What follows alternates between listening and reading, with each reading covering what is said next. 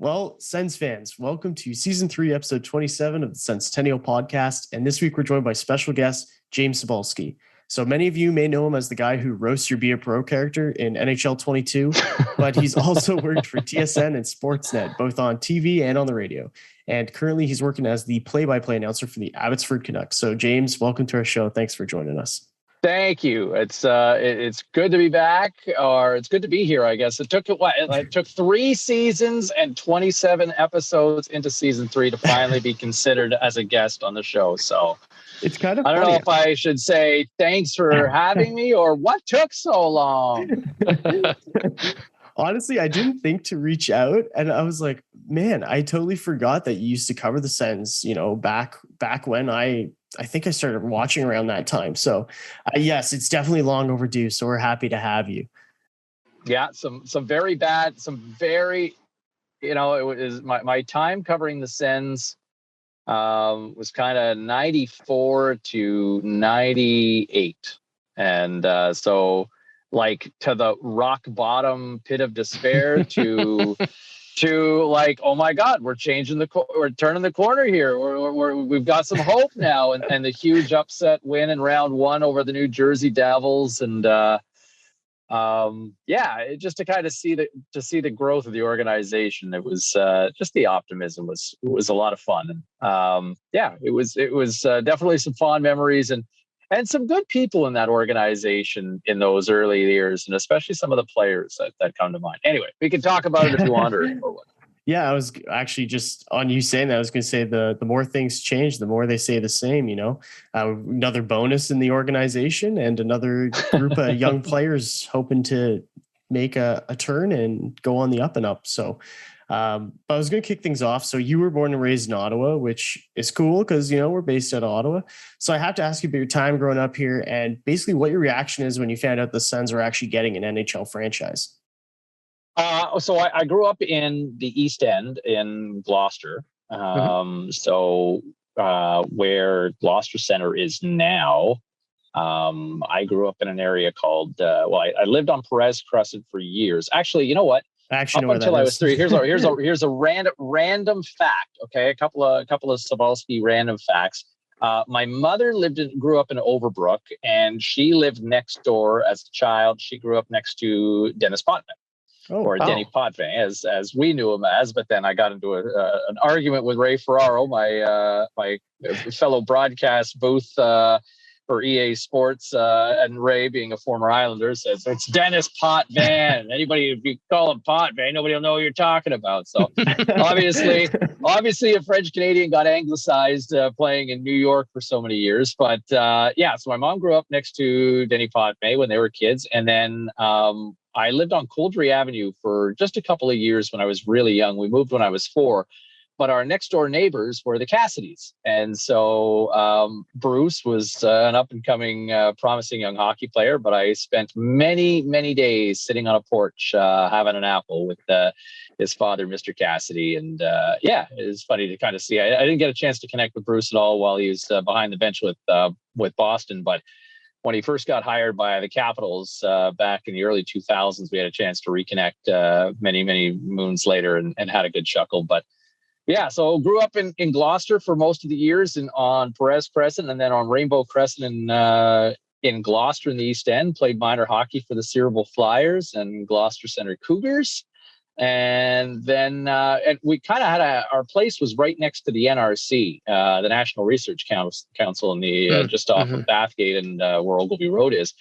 And it's funny because as a kid, growing up in the 80s, lots of, everything was about the Cold War, right? So lots of Army our pretend machine guns and everybody wearing like B.A. Baracus A-team outfit. So we all had our combat fatigues and ready to battle in tribute to Mr. T. And we would get in chases with the National Research Council security guards who drove around in these like little Pintos and chasing after us. And now that all that has been cleared out, all that forest has been cleared to make room for CSIS, which I always kind of chuckle like, oh, okay, so we got cleared out for the security intelligence of our country here. So that was growing up, and went to school in high school, went to Lester B. Pearson in the East End, and then kind of followed my passion, wanted to get into media. And so had been doing co-op placement in high school at Rogers Community Television and stayed along over the years and volunteered hosting the Senators show, magazine type show overtime for several years, and then studied radio broadcasting at Algonquin. And I guess fooled the right people into getting a job at first at Shea 106 and then at CFRA, 580 CFRA, getting a chance to do sports at 6. And then ultimately, I guess, fooled the right people in Toronto and got hired by the Score Television Network in 1998 and eventually said goodbye to the 613. That was a great summary. Yeah. Good night, everybody. No, that's all we have today. Yeah. So what was it like? What was the atmosphere like when it was announced that the Sens were getting the Ottawa was getting an NHL team? Because I know Matt and I, we would have been, like 4 or 5 around that time, give or take. What was the energy like in the city? Or not alive yet? It was, yeah. Well, no, it was, so for me, I was a teenager at the time. And so I remember my parents I'm backing the bid. And, it was an interesting time for sports in the early 90s in Ottawa because there was also the rise and the birth of the Ottawa Lynx, right? The AAA franchise in baseball as well, which, man, you talk about a success story out of the gates, like the first couple of years, like the crowds. I mean, they sold out almost every night that first year in 1993 with 10,000 fans. But with hockey, obviously, it was like, really, is this going to happen? And, I'm backing the bid. And, the funny thing is the first real contentious issue was, and I will never forget, there was the debate about whether or not an arena would work at LeBreton Flats. No kidding. And isn't it funny? Here we are 30 years later and thinking shoulda, coulda, woulda. Yeah. Where would this franchise be, 30 years later had the Senators ultimately dropped the puck in an arena or had the Corel Center initially or the Palladium been at LeBreton Flats? And, here we are in 2022 and the debate goes on about whether or not, I think there's a real, I'll believe it when I see it, new arena downtown. But there was that was the first real kind of, oh man, seriously? And that kind of got shut down. But I will never forget the announcement came on in the PA. We had a vice principal in high school, Mr. McAlpine, who was a diehard hockey fan, but he was also a diehard Leafs fan.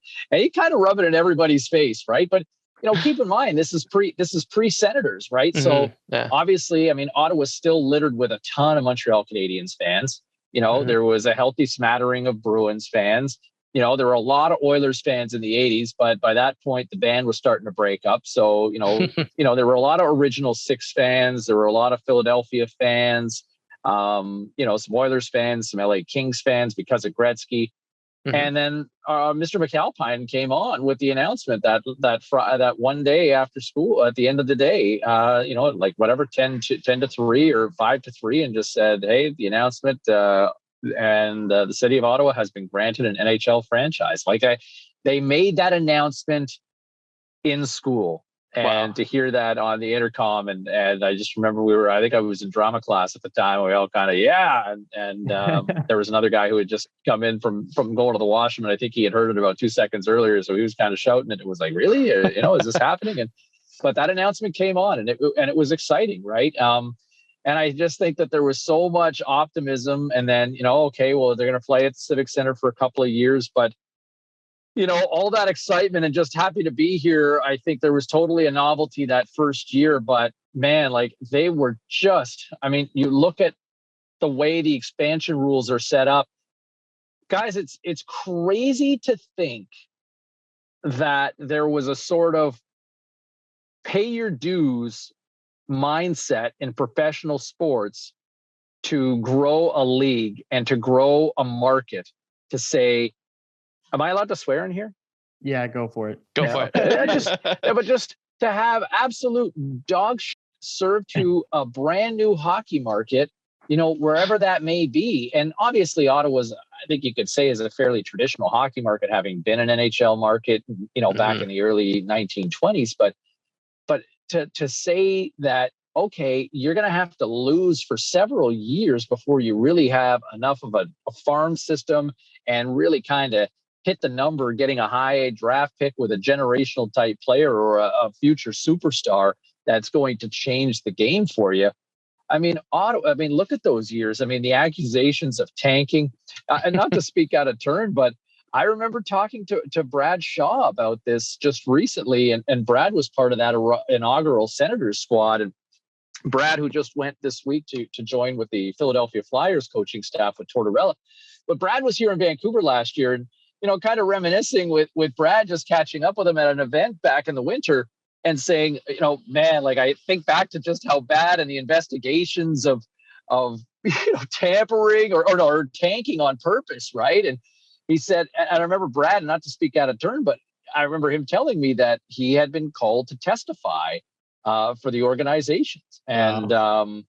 and just players were called in, and I think there was that sort of these lawyers are asking them these questions, and it's just trying to explain, like, no athlete is wired to just show up and throw a game, right? It just doesn't happen. As much as people talk about tanking, you can ultimately build a hockey team that is just not sustainable to go on a 10-game win streak. But there was that. I remember Brad kind of talking about there's that sort of competitive nature when you get into this boardroom with these lawyers asking these pointed questions at you, going, you're kind of insulting my intelligence and you're questioning my integrity here, right? And so these players were questioned about it. And this was the early days because of the hope to get Alexandre Daigle. And ultimately, how did that work out, right? We don't talk about that. Can we talk about Daigle for a second? Yeah, go for it. Because I think that is one of the most misunderstood stories, how Alexandre Daigle is perceived. Ultimately, look, if you look at who goes after him, it was a huge miss, right? There are a couple of Hall of Famers there in the top 10, and, Chris Pronger's right there. I mean, what does that do for Ottawa if you get Pronger, or, even Paul Kariya for that matter? But Alexandre Daigle was a really nice guy and a really charismatic individual, good-looking guy, like just check the boxes for everything that you would want as your face of the franchise. And he was really talented too. I just think that the one thing that, and I think if you were to ask guys who played with Daigle, I think they would probably tell you, really nice guy, but I don't know if he really loved the sport. He was just really good at it. Right. And one of the things that I ultimately worked against Daigle was that this was also a generation of the land of the giants in the 90s, right? It was kind of a dead puck era. And you look at players that were 6 feet tall or even a little bit smaller, say even 5'11" or whatever, these guys were practically ignored. And, everybody was being drafted to fit an Eric Lindros type mold in the 90s. Like, there are so many guys that were drafted that could not skate, but they were 6'4", 220 pounds. Just go through, have a laugh and go through some of those drafts in the mid 1990s and look at how many guys never played, but were a first round pick that just couldn't skate. They had zero skill, but they got drafted because they were big. And, guys like Danny Briere go much later. Brian Campbell, who was a former Ottawa 67, who went on to become an all-star defenseman in the National Hockey League for years. It took a long time for those guys to get that opportunity, despite their skills and those abilities. Look at players that are getting drafted now. So many guys just would not be given an opportunity. I live in Vancouver these days. I mean, think about somebody like Quinn Hughes. Like, where would Quinn Hughes fit in? Where would he be drafted? He probably wouldn't be a top 10 pick. He probably wouldn't even be a first round pick because, he's too small. He'll get killed out there with all these giants. So Daigle kind of fell into that sort of time. The expectations, the weight of the world in terms of the expectations for him to be that cross language superstar, right? To bridge the gap between the French and the English with which at the time in the mid 90s, like, remember, there was a referendum in Quebec in 1995 about whether the province should separate, right? And we're talking like 50.5% to 49.5%, right? Like it was freaking close. So you kind of had, a divided country, or at least a divided region in that period. And Daigle ultimately was not the franchise player they had hoped. But, there's a guy who's got a great redemption story all these years later, where he leaves the game, comes back, they change the rules, and Daigle's speed, imagine Daigle getting drafted now. The speed in today's NHL, you'd have a hard time slowing that guy down. And he came back and was a 20-goal scorer with the Minnesota Wild, almost 15 years after he got drafted. So to me, I think that's a really forgotten story of redemption for Alexandre Daigle, to where, yes, did he fail as a first-round pick? Yeah, he ultimately wasn't the franchise player people hoped, given the hype and the anticipation and expectation of the players that followed. But at the same time, I think there is a redeeming story to Alexandre Daigle all those years later. Yeah, thanks. That's an awesome perspective to have. And, you talk about, they wanted him to be the guy and he wasn't the guy. He didn't end up being the face of the franchise, but we all know who did become the face of the franchise and who is just this past week inducted into the Hockey Hall of Fame, and that's Daniel Alfredsson. In your time with Overtime or covering the Sens, did you have any run-ins with Alfie? What are your thoughts on him as a player, as a guy, and his thoughts on him now being a part of the Hockey Hall of Fame? I love it. I honestly, Daniel Alfredsson is in my top 5 of favorite players all time. Probably even top 3. I loved Alfie, and I had a chance to, Daniel was a rookie, when I was kind of covering the team, and he was such a nice guy, and he was always very affable to go over and ask him for a quote or an interview, and just such a quiet, unassuming guy who just kept his head down. And there were a couple of Swedes on the team around that period too. There was Andy Dackel. And there was Magnus Arvidsson, I believe, as well. And you had some of these guys, but Alfie just kind of there weren't a lot of expectations on him going in, right? And so kind of a total overachiever to start. I guess I felt a little extra special connection with Alfie because for a while I was the public address announcer for the Ottawa 67s, and I had called some games for Rogers and for CFRA, and then for the home games in the 1998-99 season, I was the public address announcer for the home games, and at the time, I guess I'm probably still considered a wrestling nerd, and at the time of the peak of the WWE Attitude Era with Stone Cold and The Rock, and I was just a total hype man on the mic. I was probably more a basketball public address announcer than a hockey guy, but I kind of brought that energy and fun, and I gave everybody nicknames, right? Brian Campbell was Flying Brian Campbell, and there was a player, Dan Tuden, and really Tuden, just to really and Henrik Alfredsson became Little Alfie. I started calling him Little Alfie on the mic, and fans kind of stuck with it. And the stories in the papers if Henrik had a good night, and I believe Henrik's now an Ottawa police officer who works for the same force that my sister Cindy is an Ottawa police officer as well. But it was just that connection along the way. And I think what really meant a lot to me was, here I was kind of a Cub reporter doing some stuff for Overtime. And then also I was a reporter at Shea 106, the classic rock station. And I would cover games as well and do some post-game interviews. And when I got to Vancouver, I had been working with the Score for a few years. And so I had been out of Ottawa for probably about 3 years. And I remember the Sens coming through Vancouver one night. And, there was a rock and roll bar in Vancouver called the Roxy, which was a place that for years, the hockey players, anybody on the road, the guys would go there, post game, and all the shenanigans would happen. And on this particular night after the game, I was there, and there were a bunch of Senators. And I just remember, I remember Alfie coming over. I remember Andy Daigle coming over. I remember Yashin even coming over as well, and Arvidsson. But there were 4 or 5 guys from the Senators. Not that I hung around with those guys at the time, but they all kind of came over to chat and kind of check in with me because I guess the score was across the country, so I guess they would see me from time to time and they're like, hey, there's that pinhead who used to bother us. And but for those guys and Alfie to make that, just to take the time and check in and say hello, and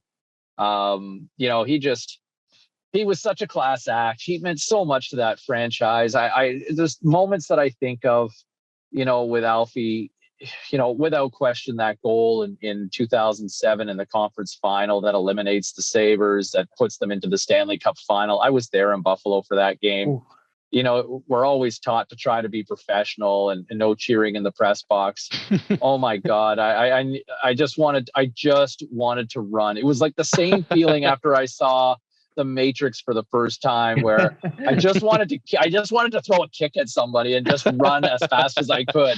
And I just had that feeling. I just got up and sprinted to the elevator in Buffalo and just couldn't wait to get down. My heart was just pounding, and you're just trying to be quiet. And, obviously there's a bunch of dejected, people from, media members from Buffalo. Season's over, you're following a team. And yeah. I mean, I was just beaming on the inside, and I hadn't been around the team in 10 years at that point, but I was so happy. And just to a nicer guy, it couldn't happen with Alfie.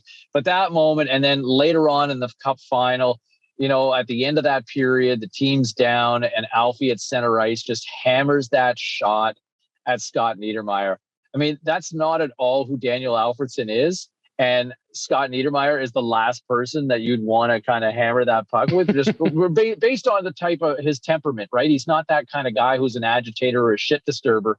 And it just, to me, it spoke to the competitiveness of Alfie in that moment, that the team needed something. But those 2 moments, they stand out so much.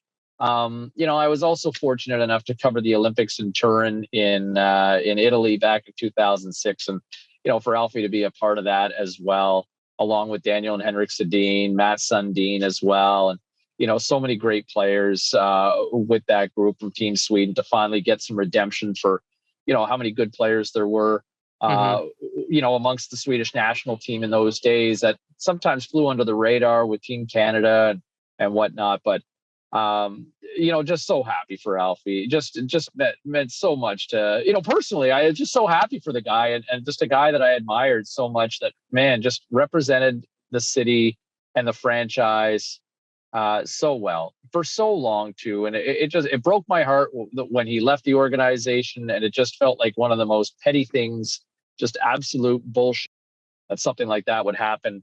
But hopefully there's it looks like there's going to be a happy ending here. At least he's going to the Hockey Hall of Fame, and I'm sure the fences will be mended here long term as well.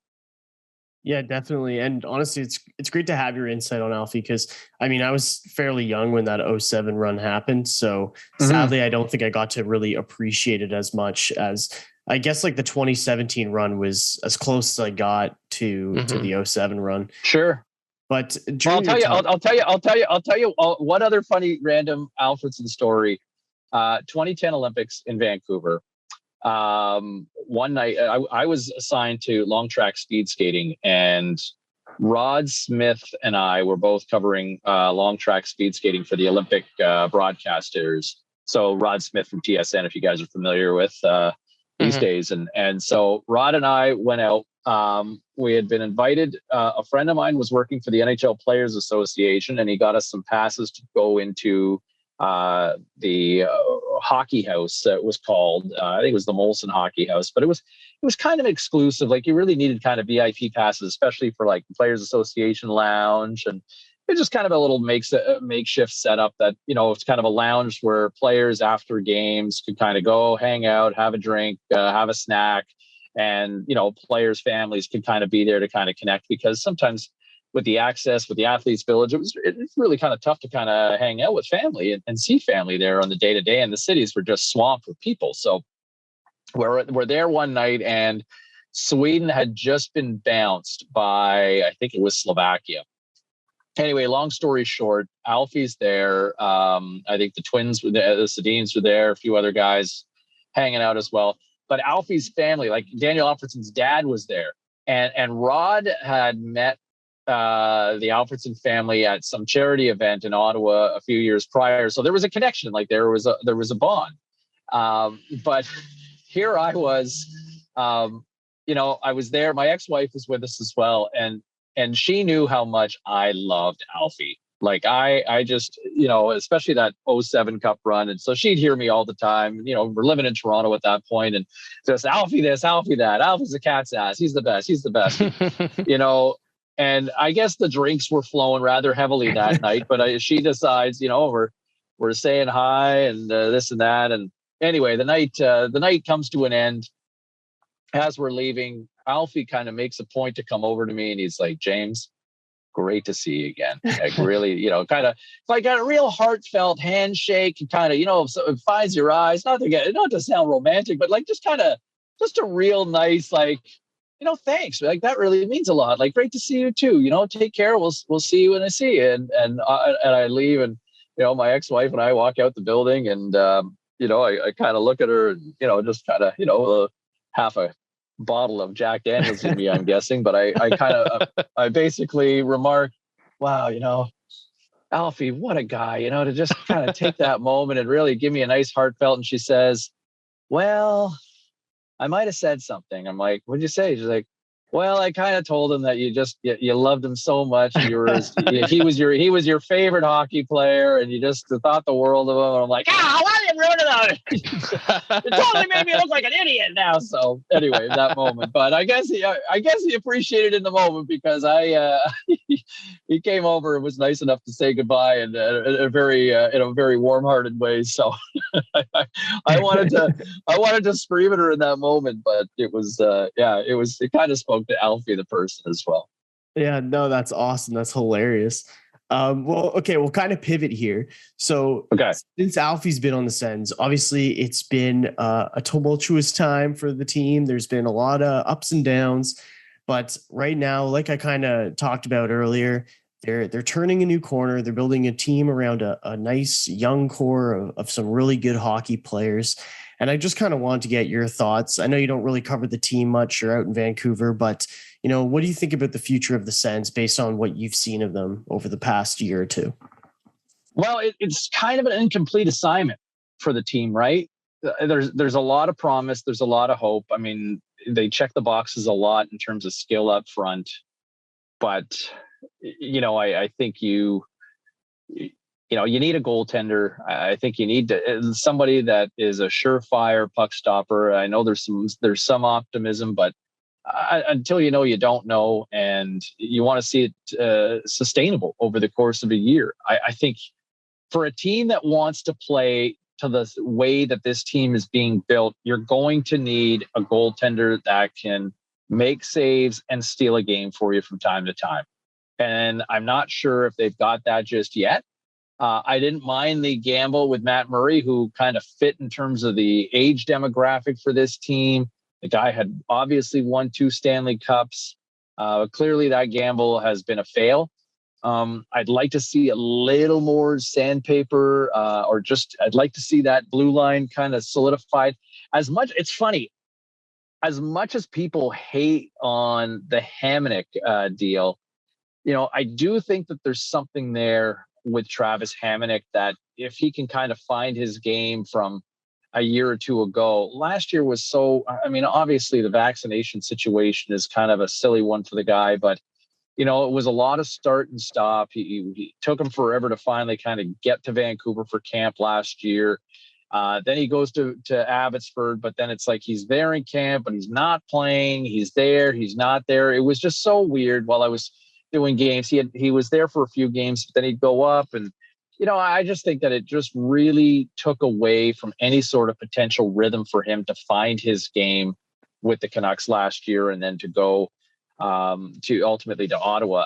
I do think that he is somebody that could potentially provide some minutes, some grit, some toughness, and just some experience, right? Like that's the one thing when you look at this team now, I mean, the idea of Claude Giroux being a member of the Senators, boy, that checks a lot of boxes for me up front. Like, there's a leader, right? There's a leader who can be an augmented voice alongside Brady Tkachuk, guy who kind of knows what it takes to kind of have to win those tough battles. And, the fact that he's got a local presence as well. I mean, I'd love to see it if he can make the numbers work, whether he's committed to it.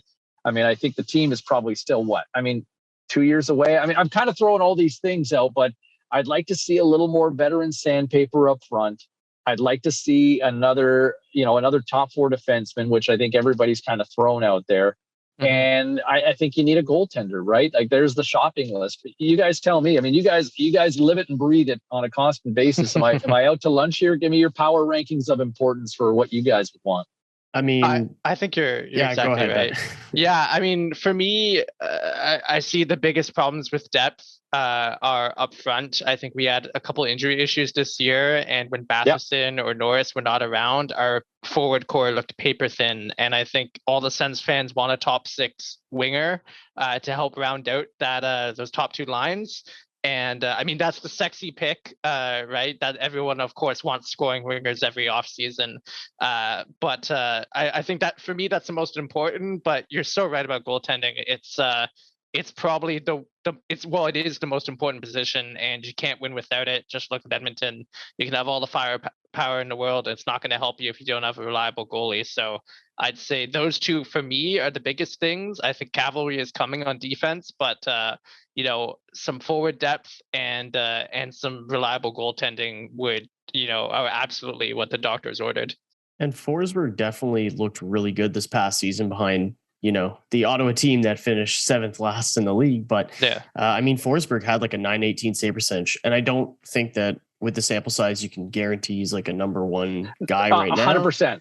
But 100%. It's like, if he can continue trending that direction, and for him, he said, honestly, just having a number one job has given him so much confidence in his game, and that's great for Ottawa, and hopefully that continues. But yeah, like, I agree with you. I think a top four defenseman, especially a right-handed one, would be great for the Sens. Mm-hmm. And but obviously those are harder to find. So all right, scoring winger or goal. Okay, so all right, if you had the choice, you only have enough money for one. You can only get one this offseason, and it checks the box. Scoring winger, right-handed D, or goalie, or confirmed puck stopper in net. I'm going to say the goalie. I liked how Forsberg finished, but there's no guarantee there, right? I think you want to ensure that you've got a safety net, and if he has to push for games, I want that assurance in goal. That's where I'm going. What about you guys?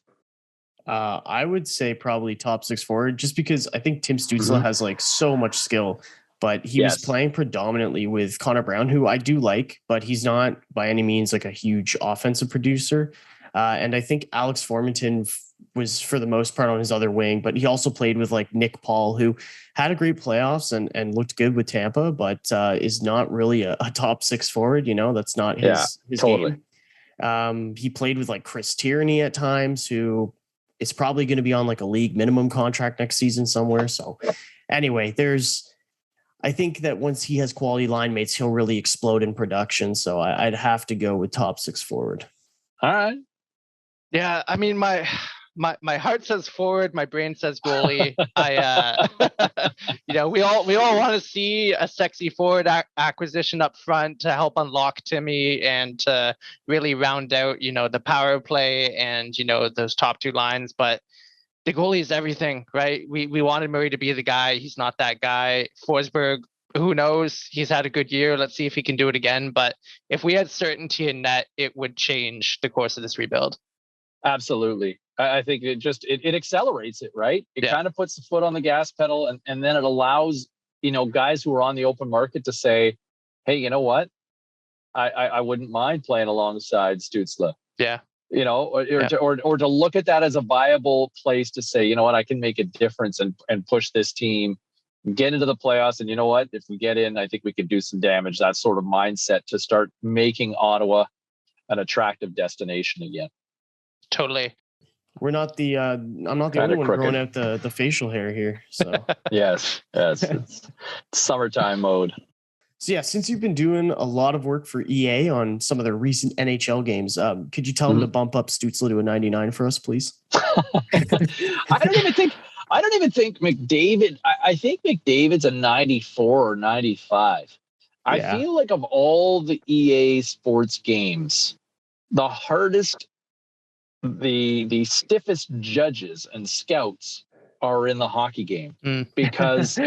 There are a lot of players in Madden over the years who get the 99 rating or the 100. It's like, man, like that's impressive. And you have a nuclear weapon on ice in the form of Connor McDavid, and that guy is only a 95. Come on, right? Come on.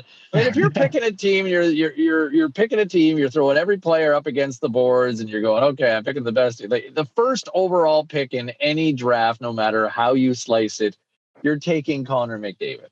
Yeah. You're taking Connor McDavid number one. And that, you know what? I'll take my chances. Well, you know what? We'll go with an empty net. We'll take McDavid, against everybody. That's where you're going right now. So I don't know how. I'd be curious to see what his rating will be for next year, but that's kind of crazy. So yes, I will put that in the submissions box for bump Stützle up to one notch below McDavid. How about that for a call? Sure. That sounds reasonable. If they blacklist you, I apologize. It'll be the first time they put me in the penalty box for that game. Yeah, Ray will give you a hip check there or something. Exactly. But no, in all seriousness, what's just been your favorite part of doing voice acting for the NHL series? I would say being a couple of things. First off, just the privilege of doing it. Growing up, playing the game, in those early 90s, mid 90s, I had a Sega Genesis for a while and had NHL 94, NHL 95, always struggled to score. Except for the one timer. I figured out the one timer in the 90s, and then became I remember I had NHL on the PC, and then became a pretty loyal PlayStation guy over the years. And you come in and out of the game over the years, and whether it was Jim Houston calling the game in kind of the late 90s, early 2000s, and Don Taylor and Daryl Ray, and then Gary Thorne, who was the voice of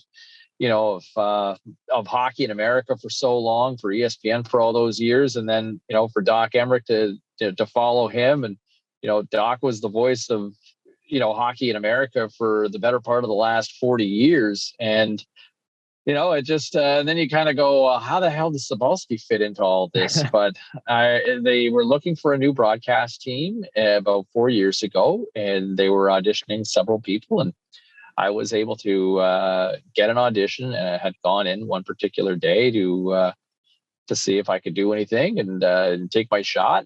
And I guess I fooled them. It all comes back to fooling the right people, I guess, right, gentlemen? Well, sorry, go ahead. Well, anyway, long story short, I guess I got a call back about a month later, and I was on a short list, and then a month after that, they brought me in for a second audition with Ray Ferraro this time, and then a month later, they brought me in for a third audition, and they basically said, well, we'll let you know in a week. And to their word, after, a very long, agonizing week after I'd been in the process for about 3 months by that point, I was able to get the offer and the opportunity to be that. And so I mean, honestly, I've been fortunate enough to have a very, very good career in the industry and doing a lot of different things, traveling around the world, covering major events. But getting that call that day to be involved in the video game franchise that is so iconic, at least in my mind, has been such a privilege. So, I mean, that and just kind of, I think, having the chance to play a little bit, show off my personality in the game. And it's not kind of the way I envisioned a steady play-by-play gig in the National Hockey League, but man, it's pretty friggin' cool. I have to say. Yeah, no. And I mean, I know.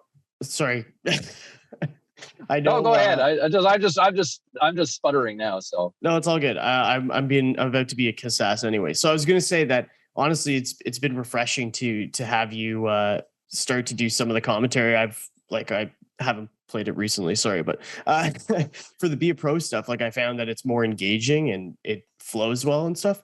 I know Bennett has a question for you, but sidebar, like, how do they set up those fake calls they do? It's like, oh, like the Rook's having a good performance or whatever, and then they get somebody call and be like, yeah, because I had one and it was like, they need to surround this guy with better players, and he's like ripping the organization. I'm like, oh man, like how is James going to respond to this guy? So it's almost, I guess it's probably an audio version of Choose Your Own Adventure. And so with Be a Pro mode, they wanted to do something with a career mode. And, I don't think, without spilling secrets, I think it's fair to say, and I think it's understandable to say, that the NHL doesn't have the budget of, say, Madden, right? And, you're talking about one sport that has, generates about $20 billion a year in revenue, and another one that generates about $5 billion, which was still a lot of money. But, the point is they wanted to create something and Be a Pro. And so, an efficient and sort of effective way that I think most people have been, welcoming to it. And I appreciate the kind words. I really tried to have some fun.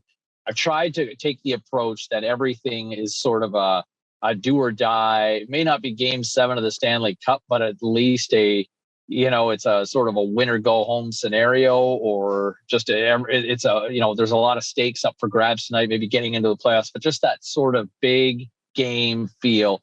And I want to try to capture that energy. And I for me as a broadcaster, I guess so. It's I'm gonna be biased. I can't really watch something objectively, but I like as somebody with some energy when they're calling a game. I like the energy. I mean, Bob Cole certainly brought the energy over the years, and that's my kind of. I like Gus Johnson, who does football games and basketball games for Fox. But to me, I want to be engaged, right? I mean, if you're selling a product essentially as a broadcaster, so with Be a Pro mode, I guess in a long-winded answer, they would basically plan for almost every sort of scenario. So we'd get, a lot of that was just improvised. We'd have kind of keep it to, 20 to, 50 seconds per sort of cut.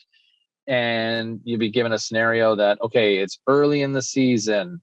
The rookie is playing well. The team lost and the rookie had 2 goals in the game, right? So okay, in my mind, all right, the rookie's playing well. He just had 2 goals. The team's lost, and they're kind of a dead average team. So okay, well, we can say, hey, look, this rookie's been playing well, and then and so you can kind of make up, kind of spin some yards. I think obviously having done enough talk radio shows, you can kind of improvise something on the fly. And then with some of the callers, they were all friends essentially that had, I thought, enough of a personality that would work well, and with them being sports fans and understanding sort of the sports radio mindset and mentality.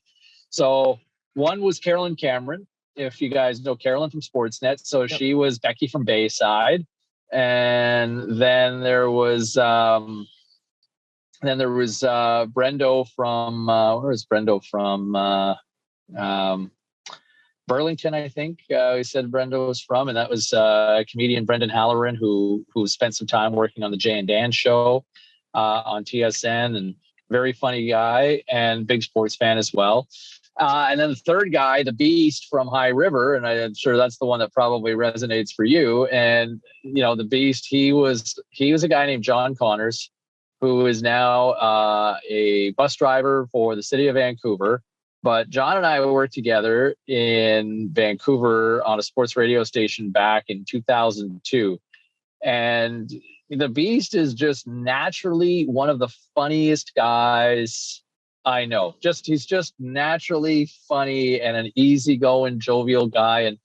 And not that he's really been in the industry for several years, but he understands in terms of just the person who calls in, right? So he knew how to fake it to make it. And so they gave him an audition, and it was just, hey, just be yourself, acting like a goof, and we just riff. And the more he would rip on me, the more authentic, because if you're just playing with a buddy, you can always kick your friend in the ass, right? So you kind of go back and forth. So it's like, hey, I don't know about this kid. He's not good enough. I think I need some players. Hey, why are you hating? I just kind of go back and forth. And oh my God, those were so much fun. Some of those days, like with the callers, because we'd have the context in terms of what we had to do. But then you can kind of just improvise back and forth, and and you're just playing, right? It really is just a form of improv, I guess, with a little bit of authenticity and just an extension of your personality more than anything. So yeah, it was a lot of fun doing those. Awesome. Well, we don't want to take up any more of your time, but we really appreciate you joining us. It's been hilarious and a lot of fun, and I'm really glad that you decided to join us tonight. So I don't know if there's anything you wanted to plug, but go for it. Do I want to plug anything? No, just have a great summer, everybody. Shout out to all the Cybulskis in the Ottawa Valley, and if there any of them listening. And what I would say, okay, give me this. So here we go. Silly season's about to get underway. I want from you two astute Senator loyalists, give me your hottest take. What happens to the Senators this offseason? Okay, whether it's a signing, a trade, give me the hot take. I'm gonna let Bennett go first because he's the bold hot take guy. So I'll let him go. All right, here we go. Geez. Spicy. So the big debate right now, the draft is tomorrow. Obviously, we're recording this Wednesday night. Draft is tomorrow. Everyone's talking about the 7th overall pick. Are we going to keep it? Are we going to trade it? I think that's in prime reach territory for this Ottawa Senators team. I think no matter what we do, if we trade it, if we keep it, and if we pick some guy who wasn't projected to go in the top 10, I don't think this 7th overall pick moves the needle. I think this is the team we're going to compete with. And if we can add something to it, great. But I think that I don't think Sens fans should be counting on another big piece coming in, because that's just not the MO of this organization. Damn. All right. Well, I think mine pales in comparison. Maybe I should have gone first. I mean, a few months ago, I probably would have said Colin White gets bought out and Zaitsev gets traded. And that actually might be exactly what happens this summer. So now I feel like I'm a genius, actually.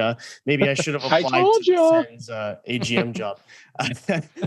But I don't have anything as bold as Bennett. I personally think that whoever the Sens pick at 7 will be a decent player if they do pick, if they don't trade it. So yeah. This draft is funny because, I think obviously there's some talk. I mean, there's just all this talk, and believe it when I see it, but this feels like this is sort of the draft.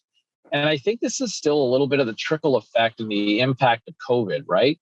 You look at Shane Wright, who was kind of talked about for a few years being the first overall pick. And just a lot of these guys haven't played enough, right? Yeah. And haven't been fully visible, and, kind of, sort of stunted growth to a degree, right? I don't see too many guys being plug and play players this year. I think you're going to see a lot of guys go back for another year of development and just continue to marinate for at least an extra year with this draft. And, So I think, if the Senators do hang on to the pick, I mean, I certainly don't see a player that's, stepping in right away.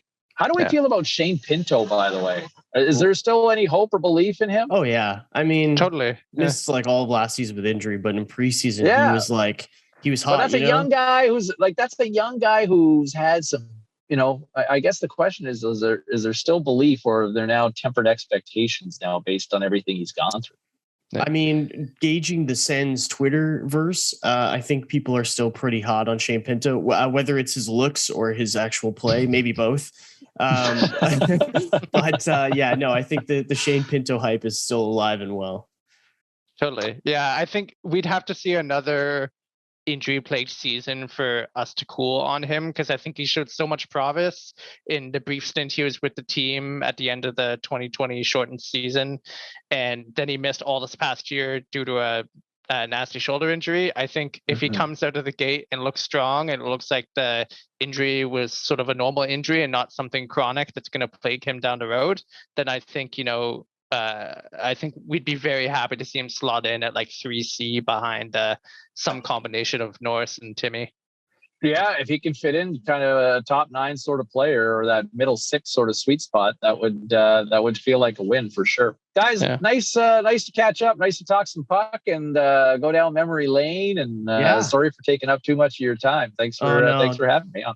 All good. I mean, I got to get up at like 4:45 to catch a train to Montreal for the draft, but I'm sure I'll be fine. Just get some caffeine. in a working or a pleasure capacity. Yeah, just pleasure hanging out, watching the draft. So nice. Believe it or not, we're not accredited. Yeah, not yet. Fair enough. Had I known that earlier, I probably wouldn't have done this podcast. So. Hey, save it. I'm driving down to Seattle tomorrow. I'm going down for the Jays and the Mariners tomorrow. So looking forward to that. So awesome. You guys have a great time in Montreal. Try the hot dogs and stay out of the Chez Paris unless you really have to go, and have a good time. Thanks, James. Good. Thanks for joining us. Cheers, guys. Take care. Peace.